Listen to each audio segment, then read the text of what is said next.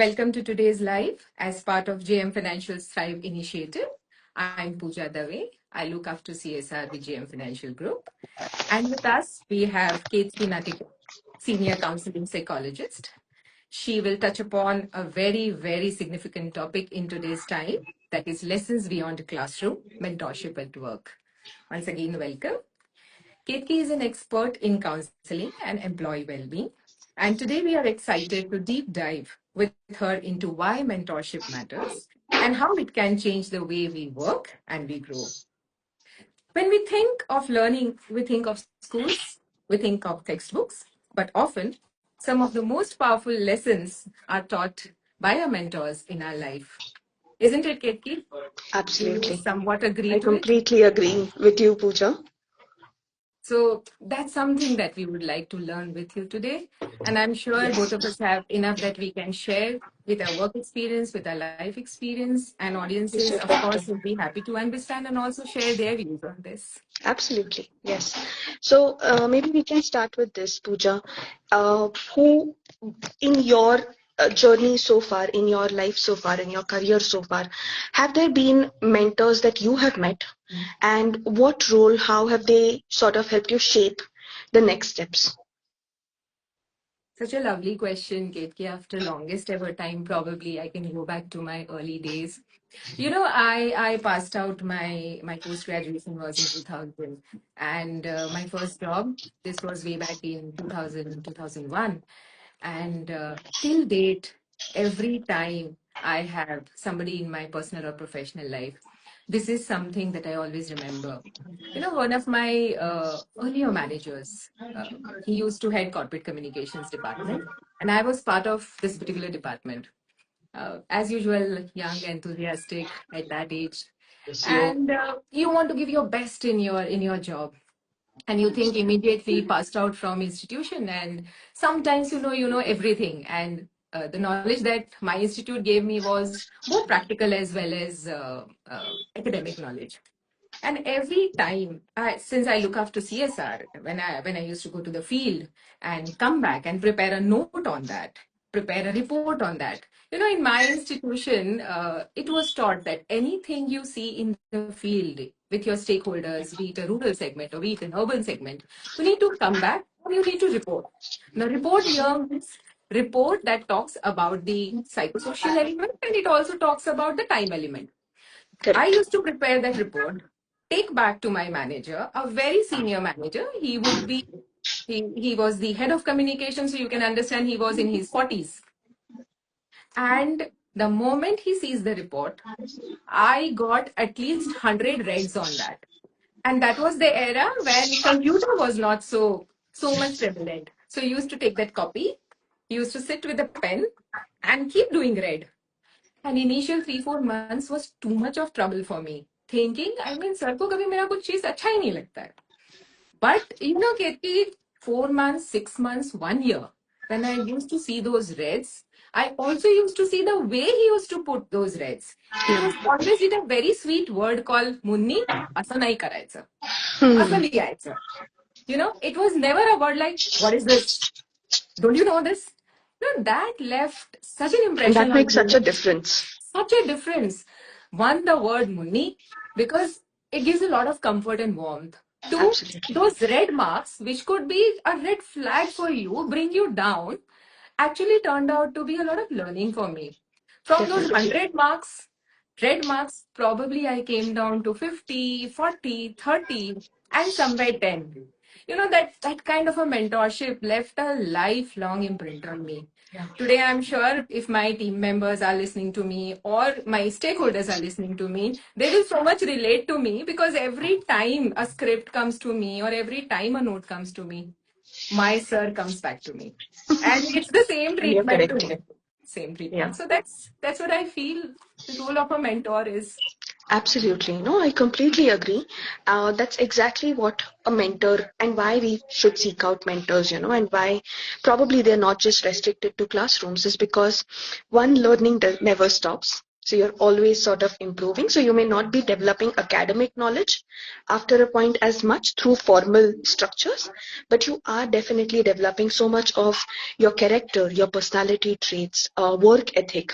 And all of this is passed down not through formal books, but they're passed through the people that you meet in life. And who amongst them becomes your mentor is really dependent on, just like you are describing, is dependent on who is the person, what qualities do they carry. Mentorship and leadership, and as we will discuss it, do go hand in hand. Good leaders have the potential to make good mentors, but it's just about knowing how will the person learn rather than how will they learn my way.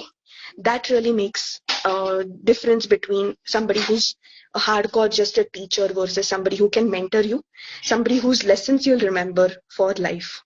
And a little bit that comes also from, somewhere where we can bring in a concept in psychology that we discuss, which is attachment theory, is also bringing in how the attachment that you develop with these mentors is supposed to help you foster relationships in the future, foster your work culture in the future, foster the kind of leaders and people that you will become in the future. So I think mentors do play not just that momentary role of teaching you something, but like you remember somebody from so many years ago and you try to emulate the things that they taught you. I think that mentorship, what you learn today, is something that you carry lifelong. Correct. Absolutely. Absolutely. So in this journey, since both of us also understand what psychology means, would it be very usual process where mentorship is organic in nature? Do you believe that everybody needs a mentor? That is a very, very interesting question. Do we all need mentors? We definitely do. But I think the key question is, do we all need mentors, one, all the time? And do we all need mentors like everybody needs mentors at the same time? Those are, I think, questions, one, to be handled very carefully. At every stage that you are in your work, in your culture, in your work, in your career, you're going to probably need different kinds of mentors. And those who is that mentor in that moment is primarily going to be dependent on what is it that you're seeking. What is it that you want to work on? What is it that you want to work towards? That will help you decide what kind of mentorship are you seeking. You know, so one, you may not need somebody eh, to hold your hand constantly. Yeah, but you may need people just as you're making those transitions, whether it's a life transition, whether it's a career transition, whether it is a bridge that you feel like you're crossing, and that's when you need the right kind of support. And that mentor, interestingly also, Puja, may not just be one person at one time. You may actually be seeking and learning from more than one person at a time. Have you ever experienced that? Have you ever had mentors? And this, I think people who are also listening into this conversation can help us answer. Have you met mentors that you've not personally met? Yeah. Have you met people that you emulate from just because you've watched them from a distance, just because are reading their books probably, or you follow their thought leadership? Have you ever had an experience similar to that? Yeah, it's so true, Ketki. You actually imbibe those qualities because you start admiring them. When you start reading books of a particular author, or if you are inspired by probably you talk about our field, or you talk about let's talk about Himesh Bhai himself. I Yeah. mean, since I closely work with him, it's such a nice question that you have asked. Earlier, we used to read about him, and that Hmm. reading itself used to feel like, oh wow, what kind of a person he is, what kind of mentorship he can offer. There are many such occasions, Ketki, but still I feel mentorship at workplace. uh, do you genuinely feel that it is more to do with, like you said, one person, many people? Do you really need to be Absolutely. constantly in touch with them? What kind of qualities do you think a mentor brings in? Absolutely. I think a very, very on point question about what kind of qualities are we seeking in mentorship. The most important thing that mentors do and can be doing better is one, listening. And then the second thing that becomes extremely important also, Pooja, is that with the mentor that you're working with, do they allow you room for growth? Do they allow you to listen to what they are saying, listen to you first, of course, and then listen to what they are saying, and allow you that space to grow and make it your own. Because if that is not happening, if there's a constant sense of lean on to me for everything, maybe that's not, that's going to be a lifelong support that you're going to need. But is there space for you to also develop? Is there also space for you to try out those lessons and make them your own?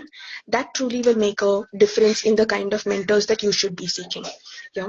So in that case, Ketki, see from my own experience, is growth here, we are talking from technical growth point of view, from a junior manager you become a manager, and from manager you become a XYZ, or growth actually a mentor means you find that person, you tell that person that find a purpose for yourself. Why are you here? Is Yeah. it career goal? Is it individual goal? You know, Exactly. Yeah, yeah. So it fits into this understanding of, so one, should we maybe talk a little bit about how to seek mentors and where to find them? Probably that will sure. help to clarify the pathway towards this. Yeah. So first of all, I've always also in my practice as a therapist, Pooja, seen people wanting to seek somebody that they can rely on, that they can show them the torch and the way really, really quickly, and constantly. And that is where the understanding of, do you constantly need mentors comes in, right? So one, when you think you need a mentor, first of all, you need to identify if what is it that you're seeking the mentor for. Like taking in from the question that you are asking. So what is your intention behind seeking that mentorship? Are How you do we figure seeking out that? How do exactly, we, I mean, exactly? is it something that we need to diagnose? I mean, while I Yeah. understand, but maybe for audience sake, how does it work? Absolutely, no. So we have this very interesting question that we ask in therapy. It's based on this solution-focused approach. If anybody is keen on exploring that approach, it's a wonderful approach. So a question that we ask, we call it the miracle question. Yeah. So if I were to get the right mentor and get the right mentorship and everything works out, then how am I going to know that it has worked out? And 2 weeks later, or one, like the day that it works out, what has changed that tells me that, hey, you've gotten better, like mentorship worked for you? What are those signs? Yeah. So if those signs are going to be that I feel more stable in my career, I have a sense of direction, I know my goals, then that is what you're seeking. You're seeking clarity and goals. You're seeking stability in career. You're seeking answers to all your life questions, probably. Yeah. So first of all, that helps you then broadly understand if it is career, if it is financial, like what area of life are you seeking mentorship for? Yeah. So when you start with knowing what area of life am I looking for my mentor in, that helps you understand what kind of mentor am I looking at. Am I looking at somebody who's focused on their careers, meets me at work, or am I seeking for somebody who's more focused on a balanced, holistic approach to life sort of thing? So that helps you clarify. Second question that you ask is, do I necessarily need somebody else beyond me? Yeah. Am I ready for that? Yeah. Am I ready to listen to someone else? So then you know if I'm seeking that outside, or do I need to clarify some things internally, perhaps first, like my head needs to be clearer. And then, of course, the third thing that you need to go with, and this is something that I tell everyone that I'm working with, is write it down. Like write down 3 questions that you're going to ask your mentor. Yeah, Okay. when you meet them for the first time, write it down. And then an interesting thing that we discover often is, Pooja, sometimes they know the answer to these questions. They just want to hear it from someone else. Yeah. So then we keep clarifying till we reach to a point where they can identify questions that they truly, truly don't have answers to. They don't know the process for, and now they seek mentorship for that. So those 3 questions are going to clarify your intention of why am I seeking mentorship. Yeah. Otherwise, it's like, any upskilling program. Like if you see around, look around you right now within your team also, oh, I want to upskill and I want to take up this program and that program. But do you really need that? And is this the right time for you to do that? So these 3 steps will help you clarify, one, what area am I looking for that mentorship in? Who is the right mentor? Is it like, do I need to clarify questions or am I ready to seek it outside? And third, what are the 3 intentions? What are the 3 questions you're going to ask your mentor? So that sort of helps you to clarify your approach first. And then it comes about how do you seek it outside. Once you've decided that it needs to come from outside, then the second step, of course, is how do you seek it outside. Do you think we should dive into that a little bit? Why not? Why not? This is really interesting, Ketki, because I can fully understand where you're coming from. You know, the first portion that you mentioned, there's something called learning a particular skill with the mentor. Or the second portion which you mentioned was holistic approach. One Correct. really needs to figure out, like, when we work in community under CSR, again, I'll share a very small incidence here. Uh, this is almost about 15 years back. Uh, I had been to a place, we are aware of Aurangabad, and in Aurangabad there is a non-for-profit organization that is running shelter home for children of commercial sex worker. And when we went there, we had many children playing all over the place, and then badasa ground and everything. And every single child there was very cheerful. They were from 2 years to 16 years. But there was one child, Ketki, and that one child, from the time I was there, it was like a morning 9 o'clock till evening 6 o'clock. I saw that child completely silent. She was about 15, 16 years old. And that is where I felt that sab log khel rahe hain, why this child is not playing. And this story has always stayed with me. I knew the caretaker there. I knew completely the organization. It was a very transparent and a very good organization, but something was wrong with that child. Right. And then late in the evening, I tried giving all the possible chocolates and gifts and this and that. Nothing worked. But ultimately, before leaving, I asked the caretaker, I said, my heart is sinking. I cannot go back till the time I get to know why is this child not Why? talking. Yeah. Why is this child not talking? And that is where there was one person in that organization. That person never had any designation. वो बंदा ना caretaker था, ना superintendent, nothing. She was a maushi. And Mast Maushi, she came and then she said, Tai, मैं बात करवाती हूँ. And then me, Maushi and the child, we went there. A true natural mentor to the child. And Maushi Absolutely. said, बेटा बोलो क्या क्या हुआ दीदी को सिर्फ तुमसे बात करनी है. And that moment, that child said, I want to speak to my माँ. एक बार फोन पे बात करवा दो. Mm. And at that time, again, mobile was not very much Mm. prevalent at all. The pain that the child was going through, and she was not willing to talk to anybody. But there was one Mm. mentor in across the organization, and that was Maushi. That she was able That to was speak to. Maushi, yes. And then the child, I connected the phone, and she spoke to her mother, and the mother was somewhere in Mumbai. But that such Absolutely. episodes really leave you So with a feeling that that's such a warm story, yeah, Pooja. yeah, yeah. That is where the child started talking. Mentor plays a And big we keep role. seeking mentorship outside. We keep looking at, if my mentor checks all the boxes. But I think at the very core of it is the empathy that you're describing. Somebody who Mhm. can become a good mentor, empathy needs to be one of the cornerstones that they rely on. Yeah, indeed. True. Yeah. So that's very interesting. So, Kirti, does mentorship also bring some technical aspects which we really need to keep in mind? Sorry, can you come again on that? Does mentorship in today's time, we are dealing with Gen Z, and does it also bring a lot of technicalities which we can look into? Sorry, Pooja, I lost your voice. It's very low right now. What? Okay. Can you, Am I huh, audible now? Kirti, audible? slightly. It's not gotten Let better. me try once again. Better? Slightly, Better? yes. Yeah. Okay. So, Kirti, will you be able to throw light on some technicalities of mentorship? Are there theories related to it? Do you have some Yes. examples? Yeah. So I think we'll bring in theories in a much more, in a way that all of us will be able to see. And a lot of times we are more about how do you seek mentorship, and second, also who are the right people to become mentors. Maybe let's work at the theories from that space.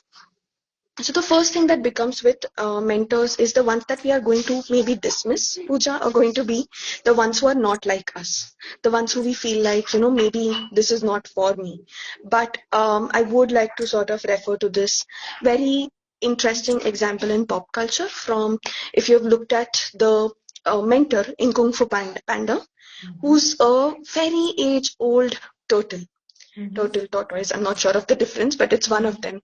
And Mm-hmm. this mentor is revered by all of the people who are all of these animal representatives who are competing. So you're never going to seek mentorship if and the main character, the protagonist, is a panda. So the panda and the tortoise have nothing in common. And the way that the panda is looking for mentorship is also not what he thinks is going to come from the tortoise. Till they decide to sort of explore it, until they decide to warm up to it. So there's a lot of respect in the beginning, but there's not a lot of listening from the panda's end to what the tortoise has to say, or there's not a lot of trust in what the tortoise is trying to teach. Till there's demonstration. So one key aspect is patience and perseverance in getting answers to the questions that you are seeking from your mentors. And the second is, of course, not dismissing right in the beginning. So till you have had that experience, not really dismissing anybody to become a mentor. I think a key aspect that from the story that you described, Puja, is that anyone can be a mentor. You don't need to have climbed a certain qualification level. You don't need to have become a certain designation to become a mentor. So anyone can be a mentor. And I think the little opening of a little bit of growth mindset there really makes a difference in who do you identify as a mentor for you. And probably something that I think most of us who have grown up in the 90s know of Voldemort. Very powerful character in Harry Potter, of course, but does that make him a very good mentor? Not truly, because then you're going to learn a lot of problematic things from the mentor. So it also becomes important, what is your mentor doing otherwise? How are they using their craft? How are they using their lessons? And a mentor is also somebody who's not very attached to that role of mentorship. Are they able to pass the torch on?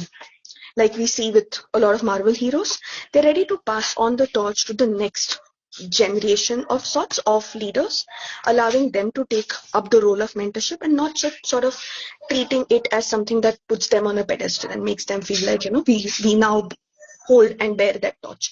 So I think what becomes important in addition to all of the things that we've discussed is having good listening, empathy, being able to not be too attached with the position of becoming a mentor, but rather taking it as a transitionary role. And just like the mentee that's seeking out mentorship needs to know the intention, a mentor also needs to know their intention of doing it. And if they are the right person to be guiding. So I may seek out X person as a mentor, but do they think they can guide me in this space? And if they cannot, do they have the balanced detachment of letting me go to somebody else? Or is there too much attachment with that role of mentorship? Is also important. And then there's, of course, trust, perseverance, listening that also goes a long way in developing mentorship frameworks. Does it I hope also that becomes mean like a guidance for all of us. yeah, that's really interesting, Ketki. The kind of technicalities that you spoke right now, it fits into certain words. But also, if you can probably help us understand, Ketki, from what I see around, there are these eras, 90s eras and 80s eras and today's time. Probably earlier mentorship was not a vocabulary. It used to be organic in nature. Yeah. So when mentorship is organic in nature, you also are just a sounding board. It's a passive mentorship. Does that also help? Because a mentor sometimes doesn't even know, he or she doesn't know that I am mentoring, but it becomes a very natural Yeah, process. true. So Yeah. So does yes. that kind of a mentorship also impact a person for the long time? Is that preferable, or such passive mentorship should be converted into something which is more structured in nature for today's generation? Hmm. Interestingly, Pooja, mentorship is always going to be active. Even if your mentor, in when you look at the process of it, even if you feel like they just play the role of listening to me, but that listening is active. Second, it's also and how do you know it's active? Is they're probably giving you the right prompts to make you reflect further. Or they're giving you just the space to think your thoughts aloud and clarify them. Yeah, which again, passive mentorship cannot allow you to do. Yeah, Mhm. like let's go back to our educational era, right? You must have had so many teachers. All of us had so many teachers growing up through school and college and university. There are a few that you remember, Mhm. and there's a reason you remember only those. Yeah, because either they paid attention to you, they made you feel like you mattered, you were important, or your ideas were important. Yeah, and that is what made a difference. And they may have done that to the entire class, but you still remember them as somebody that you reached out to when you had even a very academic related question, and they invested the time in giving that to you.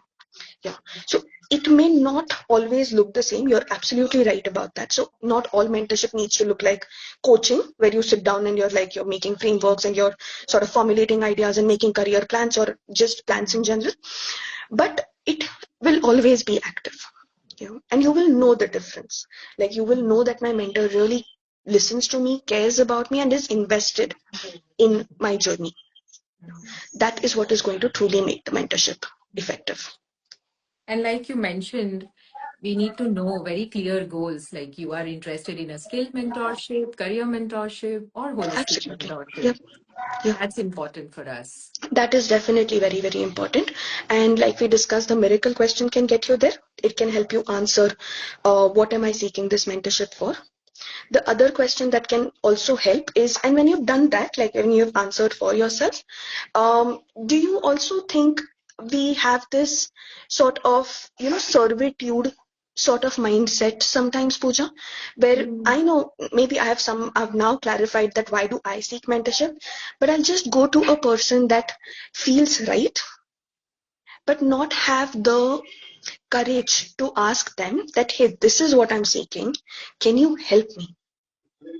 Yeah. I feel like we have this servitude sort of attitude where immediately the authority sort of bogs us down, and we are like, okay, I'm just going to live in this shadow and hope for better men to come to me. Have you ever experienced that yourself or in people that you see around you, that authority just makes us very, very conscious?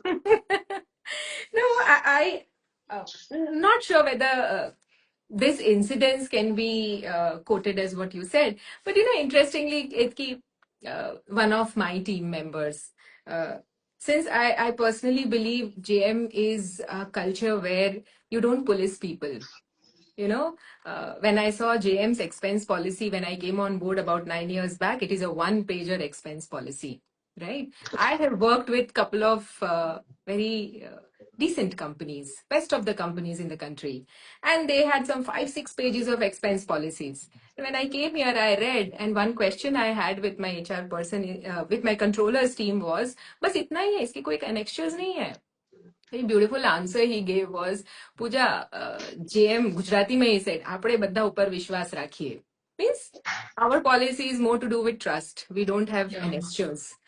And after that, I mean, I followed that pattern to a certain extent. So I have a team in CSR. The company has a team of close to 58 people in Bihar and close to 120 people working in field. And it is very difficult to track people, where they are, what they do, how much ever you go. It's rural India, right? So one of the persons very closely working in CSR, extremely efficient person, and then many a times I found that at some critical hour, early morning, it could be about 9:30, 10, the person wasn't available, but that person is always available later in the evening. And then a couple of times I tried explaining the person, and then she herself felt that, yeah, I think mornings I should be available. And then she reached out to me separately over a text, and I share extremely good rapport with her, an efficient delivery person. This is where probably the person reached out and she said that, can you please help me come in time? Can you tell me Very how I can interesting. do Yeah. this? Can you suggest me? Because it becomes very difficult for me to manage this time. And I said, you reflect. I Hmm. think you know yourself best. What is the best solution? Yet the Yeah. solution came from her. The only Absolutely. trust factor she had is she could ask me. She could Yeah. express that, Pooja, I have this problem. She was very honest. I have this problem, can you help me? And she herself, after some time, she wrote me that from tomorrow morning, I am going to write you one text message about my whereabouts. Good to go. Absolutely. Good Yeah. to go. And that makes all the difference. I Speak think so we much about as how people, we just facilitate. organizational rules, yeah, speak so much about how organizational rules, even when they are rules and we just want to like flout rules, they can be implemented, they can be made a part of not just the company's culture but also the individual's culture. Yes. And all it needs is the right kind of support, the right kind of listening space. And the only way that, probably all of us can probably also take back is it is possible to build that with some trust. It is possible. I think she could also trust you because you built that space for her. You allowed her to feel safe to eventually then be reaching out for help when she needed to. So I think it's Awesome. the initial listening, it's the initial offering of space that eventually cultivates mentorship, which is, I think, also a great pointer for all of us listening in today, is that don't expect to find your mentors in one day. Mentorship is a relationship. Yeah. It's allow it to develop, allow it to be nurtured, allow it to be cultivated, and don't be in a hurry to be like, who can be my next mentor? But rather just allow yourself to experience, relate with the person, and then take it forward from there. Hmm. So probably I don't know how much time we have, but one discussion I thought if you can help us with. When people grow in senior roles, they are top achievers probably, or even at any level, they are efficient and they have received some significant success. Uh, do they still need mentorship? Very interesting question, no? Because even though we say learning is forever and you can always learn, can we really seek out somebody who can guide us when we have reached a certain stage? Yeah. Maybe uh, we can start by addressing what comes in the way in for team leaders, managers, senior leadership, CEOs also probably from seeking mentorship. Yeah. One of the things that I can probably relate to or identify is definitely what will people think of me? Yeah. Hmm. Will people think I don't know my stuff? Do you think there could be any other self doubts that sort of stop people, or in your experience have stopped people from at a certain age, at a certain level of experience, at a certain designation, stop them from seeking out mentorship actively? Um, I'm not sure about seeking mentorship, but sometimes I feel, Ketki, with my team around or when I deal with my some NGO partners, when they achieve at a particular level, there is some amount of complacent behavior that sets in. Oh, okay, You know, interesting. that Hmm. behavior that, okay, I know my job. Hmm. Or you become little weak in your overall deliverables because you have reached a level at your leadership that look, I know everything. And that is where I feel a mentor who knows you will be able to identify that, beta, I think there is some amount of complacency that is setting Yep. in. Yep. And that is where probably I feel my personal experience says I really can sometimes make out when my core team members from top to bottom, if complacency is setting in. Absolutely, And no? that is the true feeling I have कि बेटा ये ठीक नहीं, pick up.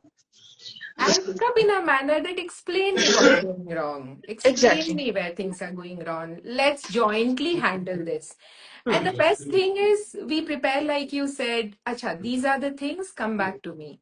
And then they come back, and then there is a follow-up, and there is a good mechanism. So, and knock-knock needs to happen at whatever level you are. Just like a It can be woodpecker me also, sometimes. because it can be Yeah. me, of course. A knock-knock needs to happen. Yeah, absolutely. I think to maybe also simplify it for all of us who are listening today is also the moment I start saying, and you'll hear, I'll give you another example for this, but the moment you start saying, I know everything, or you Hmm. want to pretend that you know everything, should be your red flag towards that complacency. Mm. That, and the example that I wanted to give you is I have a nephew who's about 3.5 right now. So he's in that age of where everything you tell him, he wants to say, "Oh, I know it. Give it to me. I'll do it. I know how to do it." Yeah. So the moment grown ups start to say it, it should be an indicator that you're acting like a child. No one can know it all. And so when you are pushing yourself to say that I know it, pretend that you're knowing it, is the right time to seek out somebody who will break that belief for you, help you get started on your learning journey again. So that's one. So complacency can be fought like that. The second is, of course, any self doubts that you have. Yeah. The sort of rule of thumb that I share with people is, if in the last 2 years you have not learned anything new in life, in career, in finances, in family, any area of life, if you feel like I've just not learned anything in the last 2 years, anything new, anything that excited you, anything that made you curious, invigorated you, then it's that time that you need to start looking for, how can I get better? How can I come back to my learning mindset? You know, how can I question That myself? never And that could stops. be through mentorship. Yeah. Yeah. Probably we are left with just a couple of minutes. I will just add to this. Whenever I feel little stuck, at least being at GM, like couple of days back, I am fortunate I get some time with Nimesh Bhai. Most of my work experiences get shared with him, and I learn a lot with him. So couple of days back, I was discussing some problems and some issues I'm facing in the field. We work in rural Jammu in Bihar, and we are working in almost over 200 villages. And team members sometimes get frustrated with so much of miserable situations that we have to face. And then when I went to Nimesh Bhai, and I said, Nimesh Bhai, ऐसा लगता है कि कुछ वहाँ पे sessions we need to do. I think team really feels sometimes very, very demotivated looking at conditions. Such beautiful one sentence he told me. Pooja, probably in your times you're talking about session, but in my times, that in his time, he said, the best thing that we used to do is we used to spend time with each and every employee. Yeah. Spend time with them. Hmm. Make them feel that you are valued. That itself will be good enough for you to say so. Absolutely. So that again Absolutely. remains with Yeah. me. Yeah. That's a nuska, a good. That's where I learned. Yeah. I think that also helps to connect something that you were discussing before, is, these eras that we discussed, that there's 90s and there's 80s. Yeah. Very interestingly, we have recently been looking at Gen Z coming into the workforce, and that sort of created a furor everywhere about, how do you work with Gen Z? Whereas if all of the research that you refer to recently, all of it talks about how this generation, the Gen Z as we are calling them, all they need is to feel valued at work. It's just that they're ready to now, which probably millennials or us, or we were not ready to quit. If we felt undervalued, we would just sort of work with it somehow. Gen Z is now calling out and saying that if you don't value me, then I'm going to leave you. Yeah. But if you look at it, whether it's your mentors work with their employees, their team members, the need hasn't changed as much. Yeah. Whether it's through mentorship, through our opportunities, through our work culture, all of us only want to feel valued, whether That's it's in our relationships. Yeah, valued, appreciated. Absolutely. And that's the bare minimum. That's the bare That's the minimum. least. And combine what makes a person feel valued, and you have a good mentor. Super. Super. This was great, Ketki. I mean, we Thank you can so go much. on and on, but Yeah, a it very was interesting wonderful topic. having you here, and we Thank you so really much. enjoyed the conversation. Same here. So Loved we having this conversation and loved listening to your stories, Pooja. Beautiful. super, super. You take good care of yourself. Do we have any questions from the audiences? Can we spend some 5-6 minutes here? We have some Sure. questions. Yes. Yeah, yeah, of course. So the I first see question here two in is the comments box. Do you want to start? Are we looking at those? yes, yes, Okay. All right. yes. So we can get started. Yeah. So the first question here is, Ketki, how do you balance giving guidance with letting mentees figure out things themselves? Yeah. Yeah. You remember we were talking about this point of, does your mentor allow you to grow? And Yeah. that's the sign of a good mentor. Yeah, there's a difference between guidance and advice. Mm-hmm. And again, I genuinely, in the work that I do with people also, Pooja, I like to talk or work in a way that they can identify it themselves. Yeah. So how do you identify guidance versus advice? Yeah. Mm-hmm. Like for example, a very very personal example is my father likes to advise me. Yeah. Mm-hmm. Now what's that going to mean is if I don't follow that advice, he's upset with me. Mm-hmm. Whereas guidance, if like for example, a boss at work has guided me कि ऐसा करो, do it this way, they won't necessarily be upset if I don't follow it, but I do it some other way and get the results. Yeah. Or I do it some way, fail, come back to them, they won't be upset with me. People who have that, either they're very emotionally invested in you and they're advising you. The first sign is that whether you are the mentor or you are the mentee, the first sign is, does it upset my mentor if I don't follow their advice word to word? Because then they're advising, not guiding. And if you are the mentor, separate that. You have given X way to do it, but your mentees are free to experiment it with XYZ. Correct. And that's how they'll come back to you and say that I tried Y and it did not work out.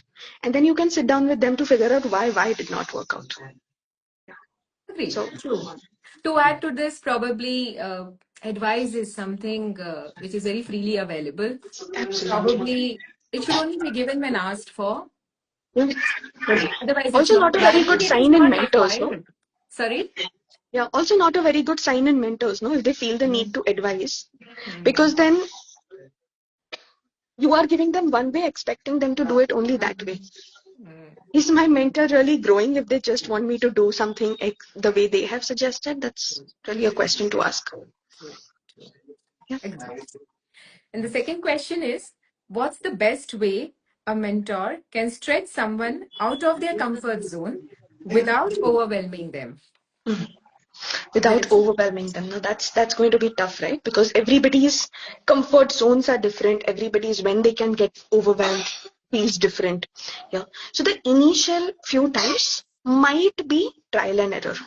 Mm-hmm. Yeah. Might be trial and error, but as a mentor, it's important that we have cultivated a safe space, like you gave the example of, that we've made or built that safe space, that if my mentee feels overwhelmed, they can come back and tell me that I did not really enjoy the experience of doing it.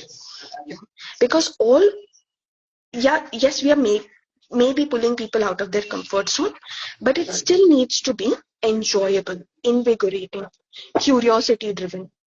So, for example, a more physiological example probably, maybe I am mentoring somebody to run their first marathon. Yeah. But I have to ensure that at the end of the 3 kilometer run that we started on, they're tired, they're exhausted, but they're also feeling confident in themselves. Yeah. So if I've, along with that exhaustion, that activity has also generated positive experiences, then we are on the right track. Maybe tomorrow we can stretch ourselves a little more. So one is going to be that. And second is, of course, going to be listening to your mentee constantly. Are they comfortable? Are they wanting to challenge themselves, etc.? So you ask them, have that conversation, open communication with them constantly. I'm sure, Ketki, because overwhelming here means it could be a temporary behavior as well. When Absolutely. you have Yeah. already developed trust, because trust matters a lot. When you trust your mentor, Trust and safety. you can overcome overwhelming behavior also. Absolutely. Yeah. True. True. Yes. So, fantastic. Great, Ketki. We are hoping to All meet right. some Okay. more. Those are the questions that we have for today. Yeah, as of now, these Oh, are the lovely. Okay. questions. Yeah. Perfect. You take Fantastic. good care of yourself and thank you very much. It was very Thanks a lot. interesting talking to you. Take care. Thank Bye you. bye. Thanks a lot. Bye bye.